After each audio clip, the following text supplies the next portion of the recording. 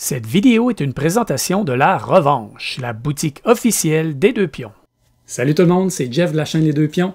Êtes-vous comme moi et une grande partie de votre enfance s'est déroulée devant le plateau de jeu de ce jeu classique d'enquête et de déduction, Clou? Eh bien aujourd'hui, j'ai enfin trouvé son digne successeur et je parle de Chronologique, un jeu d'enquête et de déduction au goût du jour. Je vous en parle aujourd'hui, je vous explique sommairement comment on y joue et je vous donne mon avis vers la fin de la vidéo.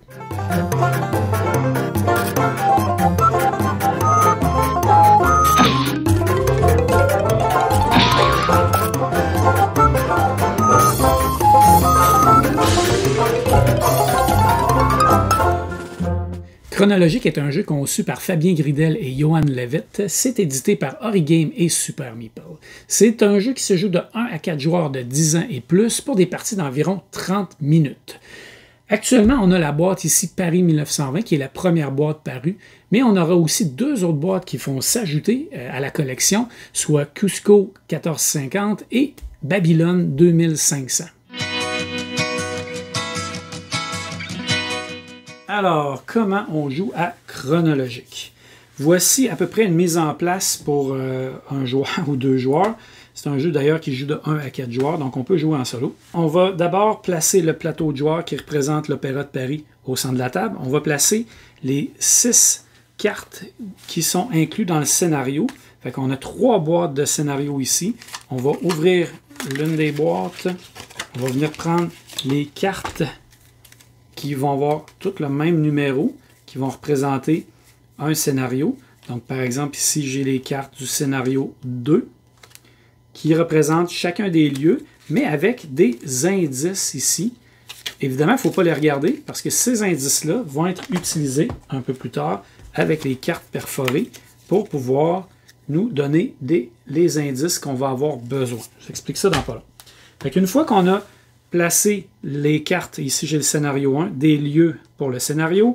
On va placer les 6 personnages, les 6 personnes qui sont potentiellement coupables, donc les suspects. Et on a aussi les 6 temps, 1, 2, 3, j'aurais pu les placer comme ça ici, 1, 2, 3, 4, 5, 6 dans l'ordre, et voilà, 1, 2, 3, 4, 5, 6, les 6 temps que va se dérouler l'énigme. Et chaque joueur va se prendre un paravent, comme ça ici, avec quelques informations derrière pour nous guider dans la partie. Il va se prendre un petit crayon comme ça ici. Et évidemment, il va se prendre une feuille de prise de notes dans laquelle on va retrouver 6 temps différents avec les personnages ici au centre qui va nous permettre d'indiquer à tel temps combien de personnes il y avait dans chacune des pièces de l'opéra. Et même, on va pouvoir aller, quand on va être certain, indiquer quel personnage il y avait dans ce temps-là, dans ce temps-là, dans ce temps-là, dans la pièce. Fait qu'on va pouvoir, comme ça, établir des déplacements. Par exemple, si je prends la baronne, admettons que la baronne commençait dans le grand foyer ici, et au temps 1, je le savais. Donc, au temps 2, on sait qu'elle va pouvoir se déplacer d'une seule pièce. Donc, elle va pouvoir aller soit dans la salle ou dans le grand escalier. Donc, on va pouvoir, en sachant qu'est-ce qui s'est passé dans le temps 2, où est-ce que la baronne est rendue, on va pouvoir essayer de déduire un petit peu les déplacements des personnes. Je vous montre ici une feuille qui a été partiellement remplie. Donc, on peut voir des fois qu'il y a un nombre de personnages. Donc, au temps 2, on voit qu'il y avait 3 personnes dans le théâtre. Et ici, il y a des indices qu'une personne a écrit pour savoir, bon, peut-être que c'est la baronne, peut-être que c'est le détective, on ne sait pas trop. Et dans le milieu ici, on va avoir chacun des personnages. Parce que dans les indices, je vous l'explique plus tard, on va savoir aussi combien de fois, par exemple, ici, l'aventurière est allée dans la scène, sur la scène. Donc, on sait que dans ce scénario-là, elle est allée 2 fois dans la scène. Mais à quel temps elle s'y trouvait? Mais là, c'est avec les autres cartes qu'on va pouvoir les déduire. Donc, sur cette feuille-là, on va prendre l'ensemble de nos notes au fil de la partie. Une fois que tout le monde est installé avec ça, qu'est-ce qu'on va faire? Chaque joueur, à son tour, va choisir un lieu avec une carte indice et soit un personnage ou soit un temps qui va pouvoir interroger. Fait que, par exemple, je pourrais dire, moi je veux savoir la baronne combien de fois dans le scénario 1 est allée dans la salle. Je vais placer la carte ici comme ça et moi-même je vais regarder les indices qu'il va y avoir et je vais savoir ici, premièrement, je vais pouvoir valider que c'est bien le bon indice, la bonne pièce que je suis en train de valider. Je vais avoir une information qui n'est que pour moi, avec un petit bonhomme, un petit personnage ici, et je vais avoir une information qui est pour tous les autres joueurs, incluant moi, bien entendu. Donc, par exemple, je vais dire que la baronne, à tous les autres joueurs, est allée dans la salle, c'est bien la salle, oui, la salle ici, on voit, est allée dans la salle 2 fois pendant ce scénario-là. Ça, c'est ce que je vais donner à tout le monde, et moi aussi, je vais le savoir. Donc, sur ma carte, ici, je vais pouvoir indiquer que la baronne est allée 2 fois dans la salle, ici. C'est une première chose que je vais savoir. Mais moi, je vais avoir une information additionnelle. Je vais savoir à quel temps, par exemple, la baronne était dans la salle. Donc, sur les 2 fois, je sais qu'elle était là au temps 6. Donc, encore une fois, je vais prendre mon papier et je vais aller au temps 6. Et ici, je pourrais écrire baronne. Je pourrais faire un B, par exemple. Je pourrais l'encercler, je pourrais faire n'importe quoi pour indiquer que je suis certain, ce n'est pas une déduction que j'ai faite ici, c'est vraiment la bonne réponse parce que je l'ai vu en indice. Je sais qu'au temps 6, la baronne était dans la salle et je sais qu'elle est allée 2 fois. Donc, il me reste à déduire quand est-ce qu'elle est allée dans la salle l'autre fois. Une fois que c'est terminé, je remets le carton ici, la carte ici et le plateau ici. On peut faire la même chose. Le joueur suivant va choisir lui aussi, par exemple, un temps et, par exemple, un lieu. Ça pourrait être le foyer de la danse, le foyer de la danse. Et il va faire la même affaire. Il va venir interroger la carte. Qu'est-ce qu'on peut retrouver sur les cartes aussi? On peut avoir une information qui est pour nous avec une flèche comme ça et une information qui est tout le monde. Donc, qu'est-ce que ça nous donne comme indice? Ça nous dit qu'au temps 4, dans la salle de danse, il n'y avait personne. C'est quand même un très bon indice, mais comme on n'a pas d'informations privilégiées, le jeu va nous permettre de rejouer immédiatement un tour parce qu'on n'a pas eu une information secrète pour nous tout seul, on a juste une information qui est bonne pour tout le monde. Donc à ce moment-là, on remet la carte ici et on refait un tour. Donc je pourrais décider de faire complètement autre chose, de prendre un personnage avec une autre carte et venir valider les informations. Je ne vous montrerai pas toutes les réponses là, parce que sinon ça pourrait vous aider à votre premier scénario. Mais vous comprenez le principe général. Un autre élément important, les personnages vont toujours, et là ça peut changer d'un scénario à l'autre, mais dans les premiers scénarios, la règle importante qu'on va vous donner, c'est que les personnages vont toujours se déplacer d'une seule pièce et ils vont toujours se déplacer. Donc ça, c'est un élément très important. Donc si je sais que le chauffeur est dans l'escalier au temps 2, eh bien je sais en voyant les portes ici que le temps suivant, là, au temps 3, et le temps 1 aussi, il va s'être déplacé pour aller dans l'escalier et au temps 3, il va se déplacer pour sortir de là. Donc, où est-ce qu'il peut aller? Il peut toujours aller dans une pièce adjacente seulement. Il se déplace de une pièce à la fois. Donc, par exemple, s'il était dans le grand escalier, il va pouvoir aller ici dans le foyer, parce qu'il y a une porte ici, ou il va pouvoir aller dans la salle ici, comme ça. Donc, au temps 3, je sais que le chauffeur que je savais qui était dans l'escalier au temps 2 va pouvoir être soit dans la salle ou soit dans le grand foyer. Et c'est comme ça qu'on va commencer à faire des déductions. Parce que, je vous donne un autre exemple, si au temps 4, on sait que le chauffeur est dans le théâtre, bien là, on sait qu'au temps 2, il était dans l'escalier, puis au temps 4, il était dans le théâtre. Donc, forcément, comme il se déplace d'une seule pièce à la fois, forcément, il n'y a pas le choix de s'être déplacé au temps 3 dans la salle pour pouvoir se rendre au temps 4 dans le théâtre. Donc, c'est comme ça qu'on finit par faire des déductions. Des fois aussi, c'est par le nombre de fois. Si je sais que la baronne au temps 6 était dans la salle et que j'apprends qu'elle était au temps 1 dans la salle, par exemple, mais je sais que tous ces autres temps-là, la baronne ne sera pas dans la salle, donc ça risque d'être d'autres personnages. Fait que c'est comme ça au fil du temps qu'on finit par faire les déductions. Donc les cartes sont super bien faites, c'est quand même assez intéressant de voir. Si par exemple je prends ça ici, je vais essayer d'en trouver un plutôt avec un temps, on voit le genre d'indice qu'on pourrait avoir dans le théâtre, dans la scène, je dis théâtre depuis tantôt, mais dans la scène, au temps 4, il y avait un seul personnage au temps 4, et moi, je sais que c'est l'aventurière qui était là. Donc, c'est quand même un gros indice à avoir. Donc, c'est le genre d'éléments que vous allez obtenir. Après ça, tout le reste est une question de déduction. Quand un joueur est prêt à faire une déduction, il va tout simplement l'annoncer à son tour. Il va dire « Je suis prêt à annoncer qui est le coupable ». Il va dire, par exemple, que la baronne a assassiné le détective dans le foyer au temps 4. Peut-être un petit élément important, dans les premiers scénarios, l'objectif est de savoir qui a tué le détective. C'est ça les premières missions. Fait qu'on va suivre le détective et pour savoir qui l'a tué, c'est tout simplement qu'il faut découvrir à quel moment et avec qui le détective était tout seul dans la salle avec une autre personne. Donc, il était seulement deux. Dès que le détective se retrouve avec deux personnes dans la même salle, on sait que c'est cette personne-là qui l'a assassiné dans ce temps-là, mais il faut quand même trouver qui, dans quelle pièce et à quel temps. Une fois qu'on a la combinaison gagnante, eh bien, on remporte la partie. Si jamais on rate notre coup, eh bien, les autres joueurs continuent à jouer. On ne donne pas la réponse. Les joueurs continuent à jouer jusqu'à ce que quelqu'un le trouve. Une fois qu'on a fini le scénario 1, on sort le scénario 2 et on continue à passer à travers les boîtes comme ça. Il y a 5 scénarios par boîte et il y a 3 boîtes de scénarios. Donc, on a 15 scénarios dans le jeu. Et on voit ici la complexité qui augmente d'un scénario à l'autre. Donc, la première boîte, on est à complexité très faible, mais plus on avance, plus la complexité devient grande et plus le défi est important. Donc, c'est à peu près comme ça qu'on joue à Chronologique, Paris 1920. Bonne partie.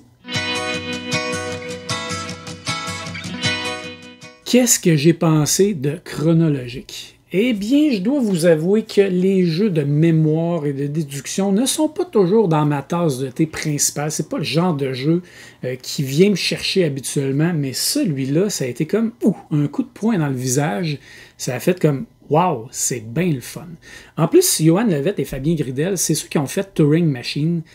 Turing Machine, j'ai adoré le jeu. C'est un jeu incroyable avec une mécanique absolument innovante, nouvelle, fascinante. Je me demandais vraiment comment ils avaient réussi à créer ce jeu-là. C'est incroyable. Un jeu qui a été primé d'ailleurs. Mais ce qui est intéressant avec Chronologique, c'est qu'on reprend un petit peu cette mécanique-là de cartes perforées avec des indices qu'on va aller chercher selon la carte et la tuile perforée qu'on va prendre. Et on va inscrire les éléments sur notre feuille. Puis là, on va faire un jeu de déduction. Bien, ça reprend la mécanique des cartes perforées de Turing Machine, mais je dirais d'une façon un peu plus simple, un peu plus accessible. C'est un jeu que j'ai joué beaucoup en famille, et particulièrement avec ma fille, qui a adoré le jeu. Vraiment, on a enchaîné les parties. Il faut savoir que le jeu vient avec 3 boîtes de scénarios qui ont chacun 5 scénarios qui vont en complexité grandissante. Ce qui fait que les premières parties sont très très simples. Ça va assez vite, c'est rapide. Mais plus ça va, plus c'est compliqué de réussir à trouver qui est le coupable ou qu'est-ce qu'on cherche, parce que selon les scénarios, on va chercher des choses légèrement différentes. Mais c'est toujours fait quand même de façon simple et accessible. Ce que ça va faire, c'est que les déductions vont être parfois un petit peu plus longues à faire, donc les parties légèrement plus longues, mais si on parle d'environ 30 minutes, les premiers scénarios, souvent, on peut s'en tirer en 15 minutes. Mais ça a été vraiment, vraiment le fun. On a adoré ça. Juliette, ma plus jeune, a tellement aimé ça. On a fait comme 5 scénarios le premier soir qu'on a joué, puis après ça, elle a pris la boîte, puis elle s'est mise à jouer avec ses amis, sans même que j'y demande. Dieu sait que c'est comme un défi de faire jouer nos enfants à nos jeux. Donc, elle a continué à jouer avec ses amis. Ils ont tous aimé ça. C'est ce qui fait que le jeu est le fun. Le jeu est hyper accessible. Le matériel est bien. Moi, je suis bien content qu'il ait fait une petite boîte, pas trop grosse. Ça va bien se ranger, surtout qu'il prévoit sortir 3 boîtes. Et le matériel est bien, les cartes perforées, ça fonctionne très très bien avec les indices ici. Il n'y a pas d'erreur d'enlignement ou quoi que ce soit. Donc, il n'y a pas de frustration de ce côté-là. Le plateau ici du site, comme ici, c'est l'Opéra de Paris, est un peu petit, mais c'est pas très grave parce que c'est juste pour situer dans l'environnement à peu près où sont les salles, où sont les pièces, où est-ce que les personnages peuvent s'être déplacés. Donc, je dirais, de ce côté-là, ça va bien, puis en même temps, il fallait que ça rentre dans la boîte, que ça aurait pu se déplier. Les paravents sont corrects, les feuilles sont bien. J'aurais personnellement aimé que le jeu vienne avec des feuilles plastifiées, avec des crayons réutilisables, mais il est toujours possible de les plastifier vous-même et d'utiliser des crayons réutilisables.